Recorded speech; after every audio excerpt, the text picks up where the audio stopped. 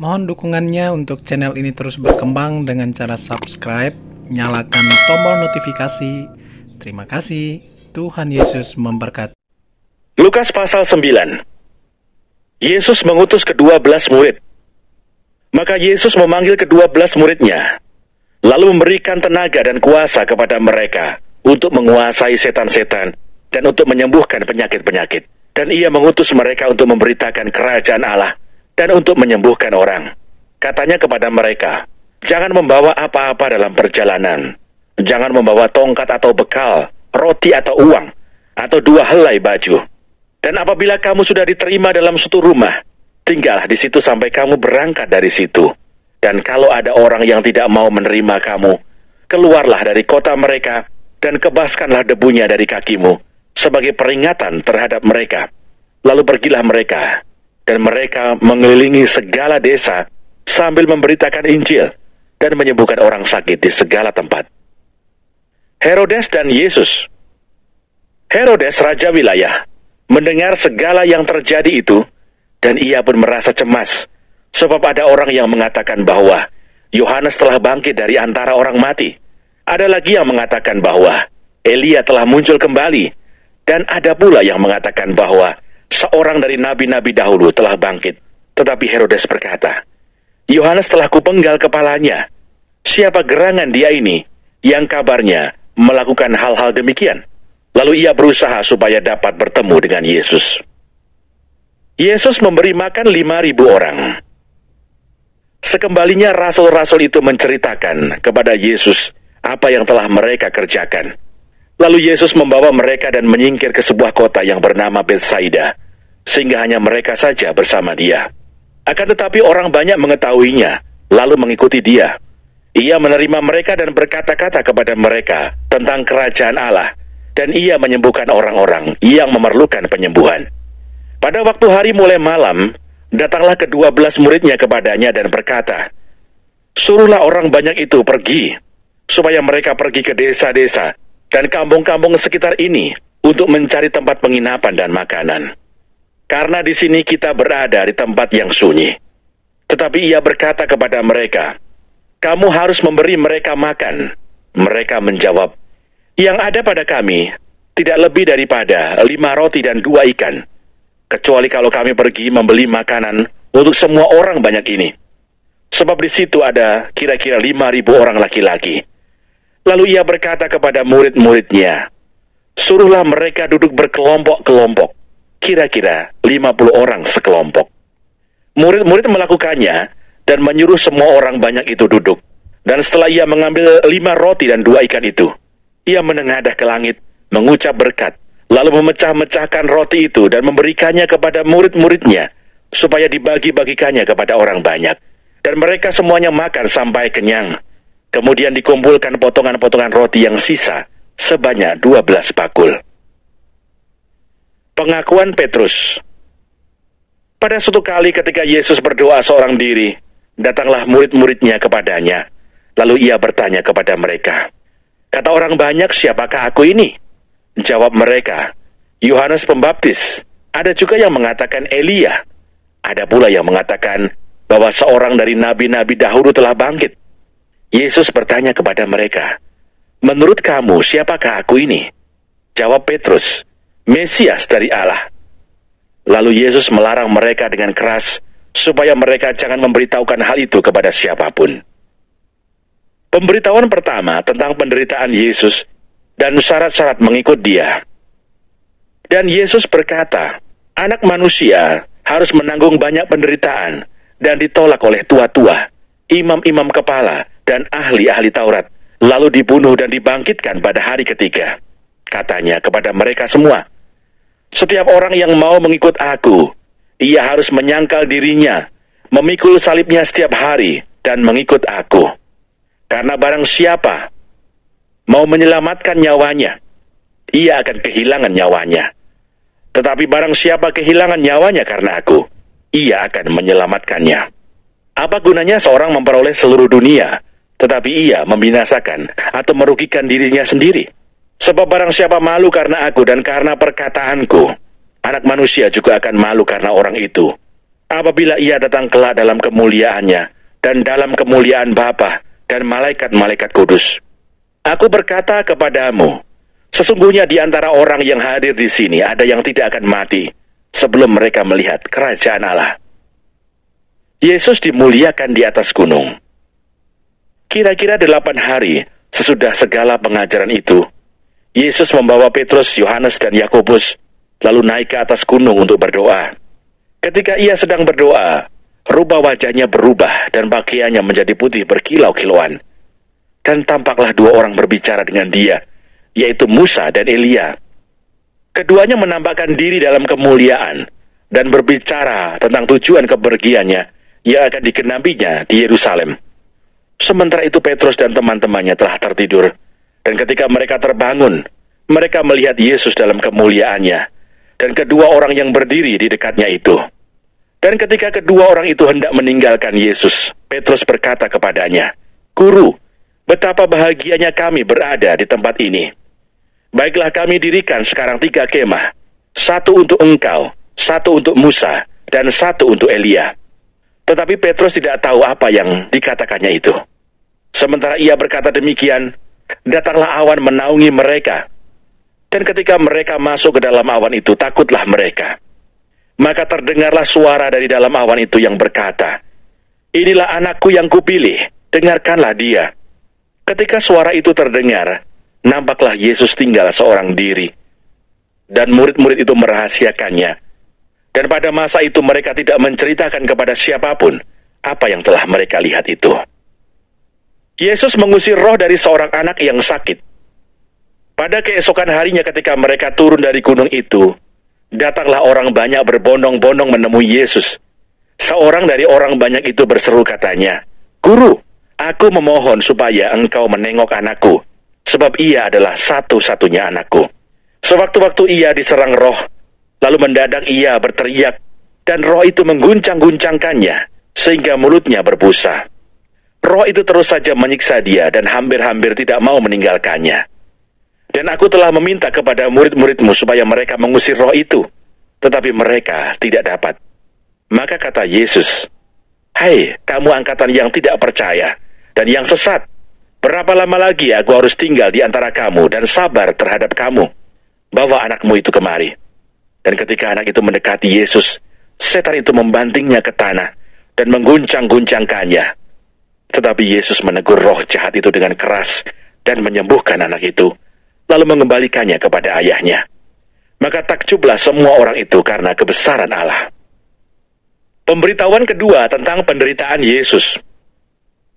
Ketika semua orang itu masih heran karena segala yang diperbuatnya itu, Yesus berkata kepada murid-muridnya, "Dengarlah dan camkanlah segala perkataanku ini. Anak manusia akan diserahkan ke dalam tangan manusia.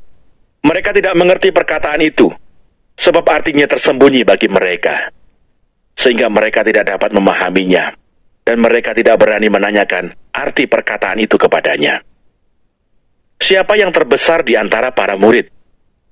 Maka timbullah pertengkaran di antara murid-murid Yesus tentang siapakah yang terbesar di antara mereka.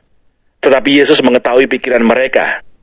Karena itu ia mengambil seorang anak kecil dan menempatkannya di sampingnya dan berkata kepada mereka, "Barang siapa menyambut anak ini dalam namaku, ia menyambut aku. Dan barang siapa menyambut aku, ia menyambut dia yang mengutus aku. Karena yang terkecil di antara kamu sekalian, dialah yang terbesar." Seorang yang bukan murid Yesus mengusir setan.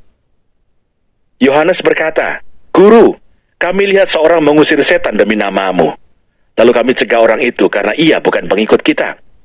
Yesus berkata kepadanya, "Jangan kamu cegah, sebab barang siapa tidak melawan kamu, ia ada di pihak kamu."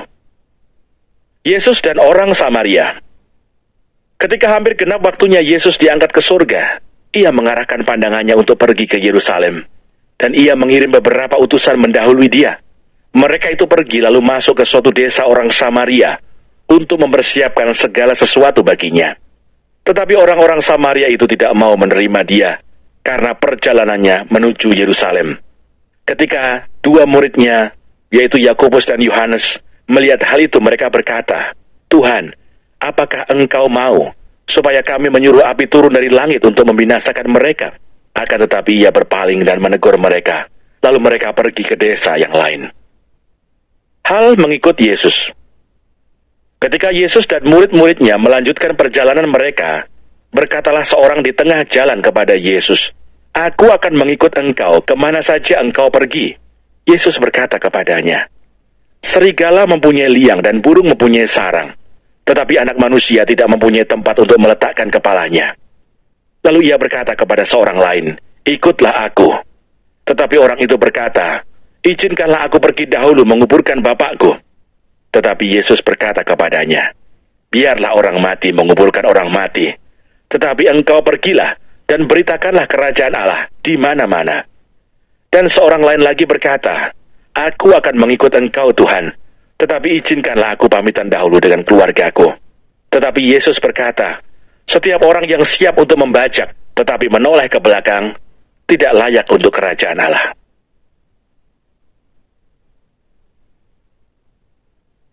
Lukas pasal 10. Yesus mengutus 70 murid.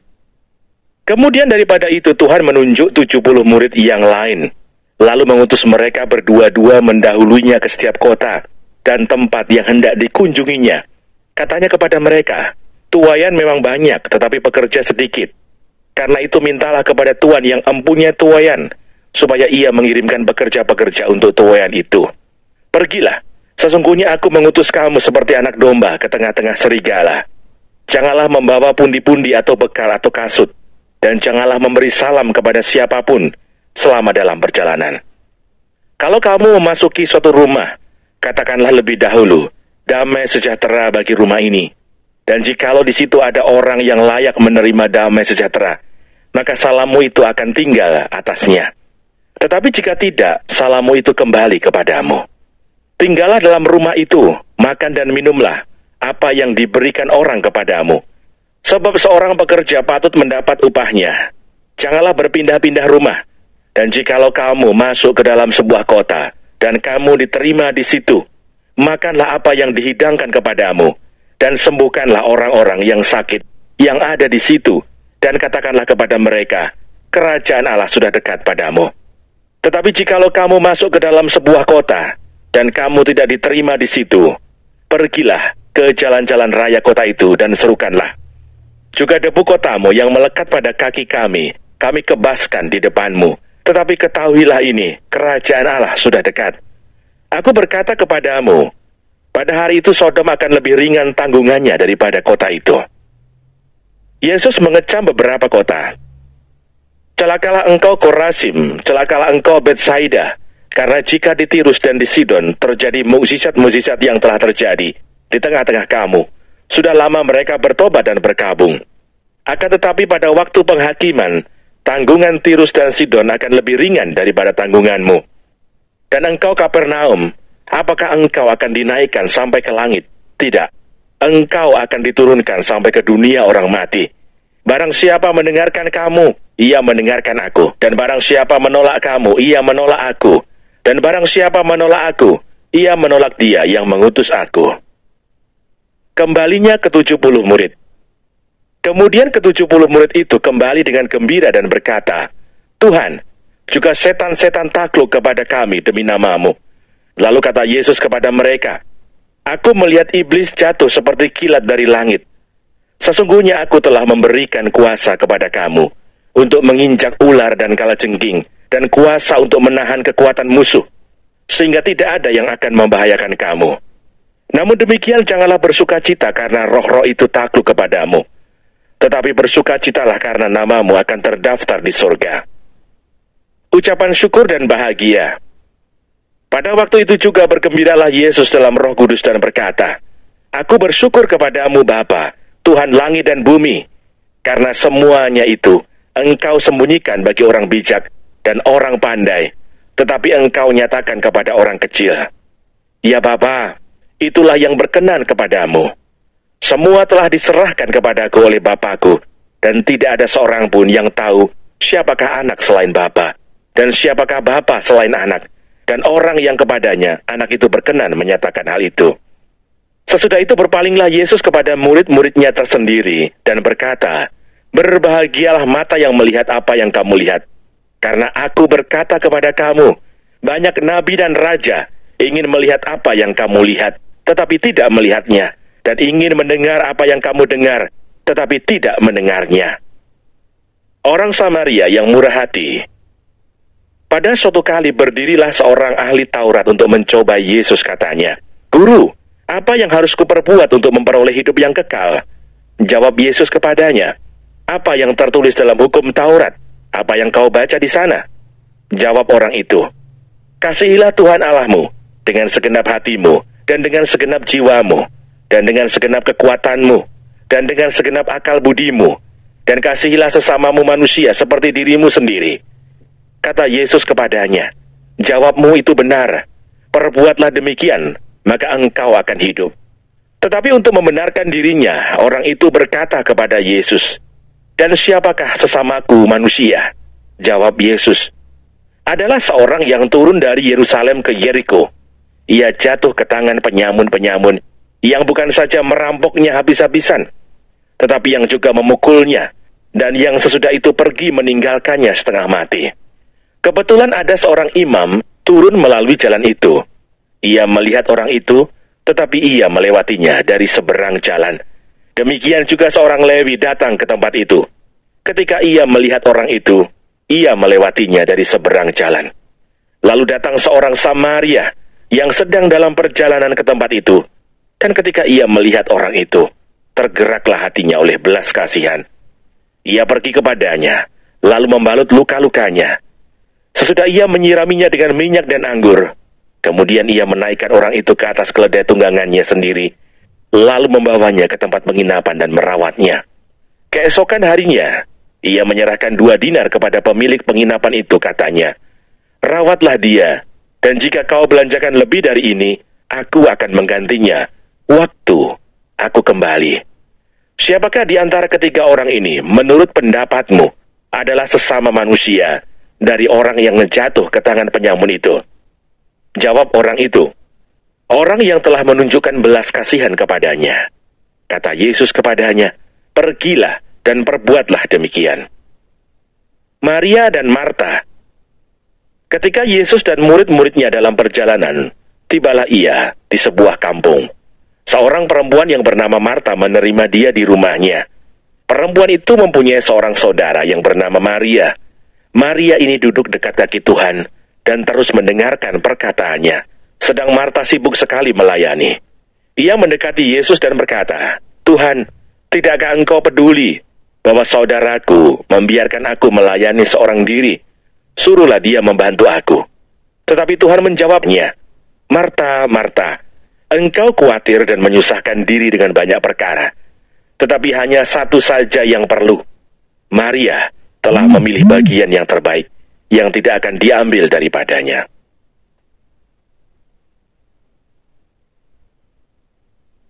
Lukas pasal 11. Hal berdoa. Pada suatu kali, Yesus sedang berdoa di salah satu tempat. Ketika ia berhenti berdoa, berkatalah seorang dari murid-muridnya kepadanya, "Tuhan, ajarlah kami berdoa, sama seperti yang diajarkan Yohanes kepada murid-muridnya."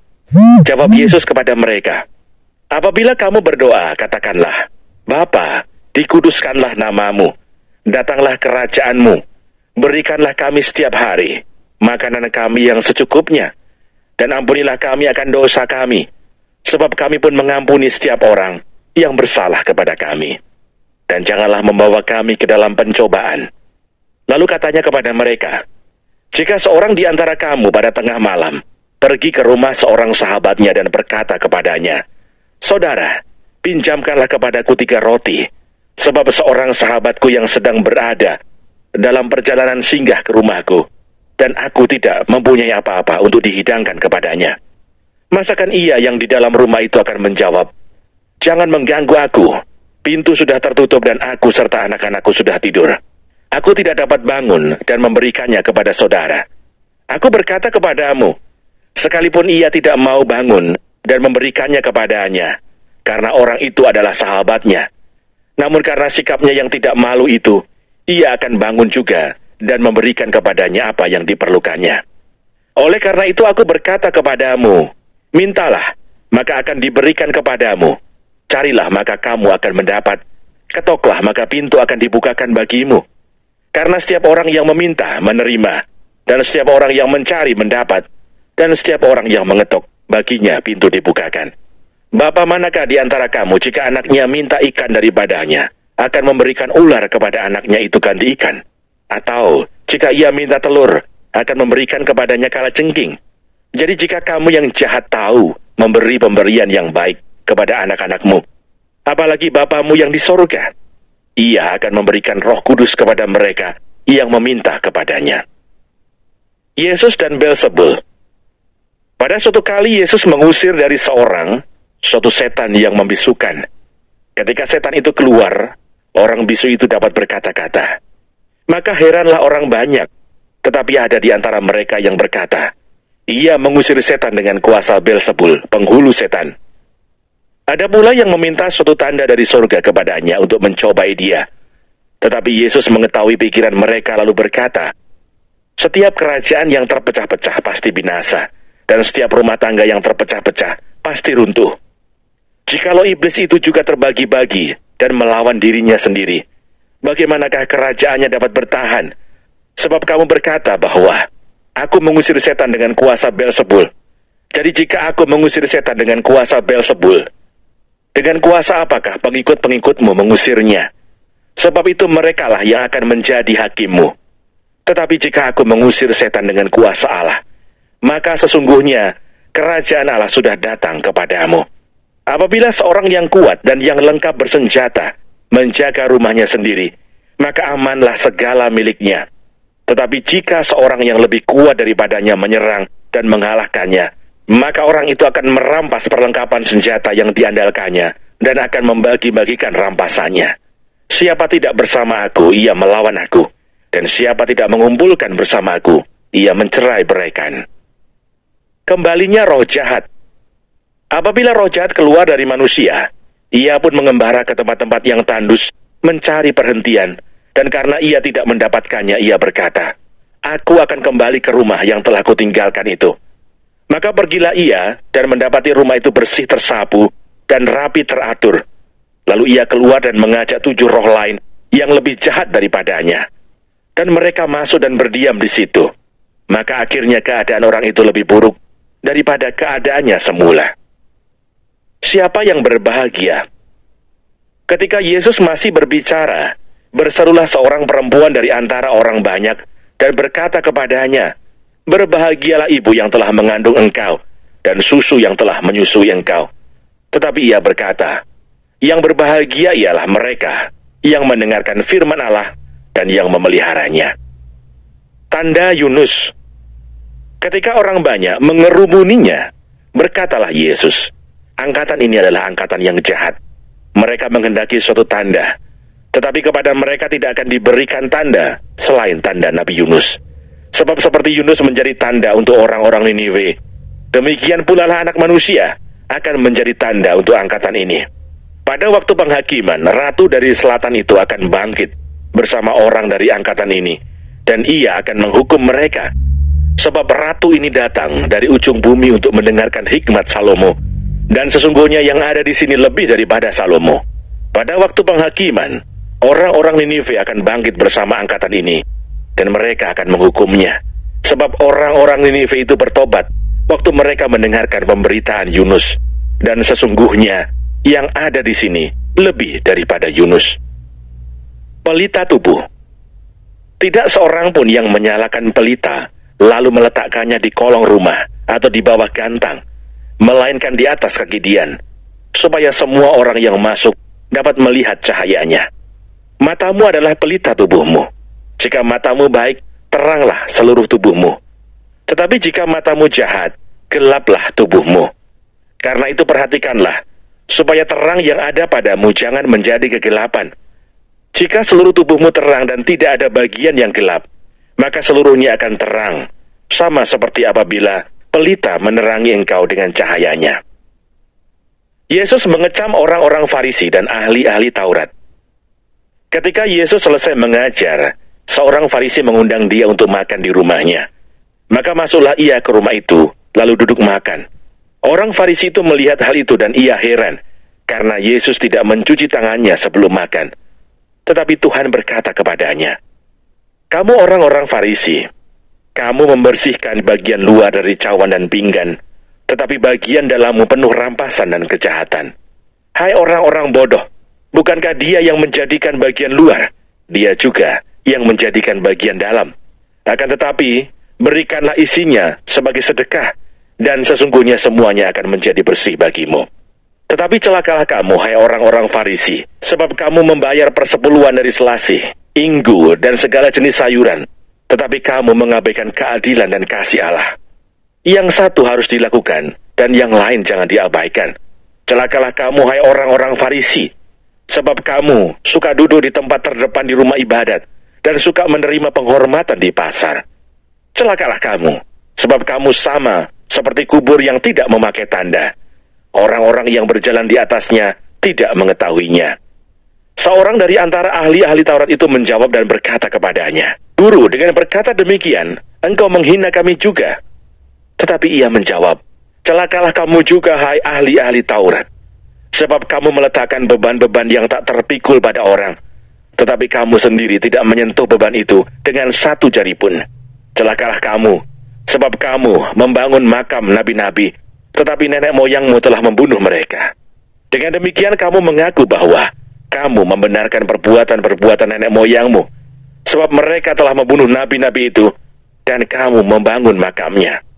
Sebab itu hikmat Allah berkata, Aku akan mengutus kepada mereka nabi-nabi dan rasul-rasul, dan separuh dari antara nabi-nabi dan rasul-rasul itu akan mereka bunuh dan mereka aniaya, supaya dari angkatan ini dituntut darah semua nabi yang telah tertumpah sejak dunia dijadikan, mulai dari darah Habel sampai kepada darah Zakaria yang telah dibunuh di antara mezbah dan rumah Allah. Bahkan aku berkata kepadamu, semuanya itu akan dituntut dari angkatan ini.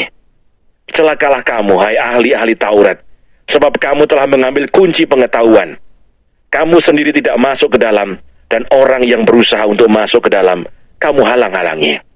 Dan setelah Yesus berangkat dari tempat itu, ahli-ahli Taurat dan orang-orang Farisi terus-menerus mengintai dan membanjirinya dengan rupa-rupa soal. Untuk itu mereka berusaha memancingnya, supaya mereka dapat menangkapnya berdasarkan sesuatu yang diucapkannya.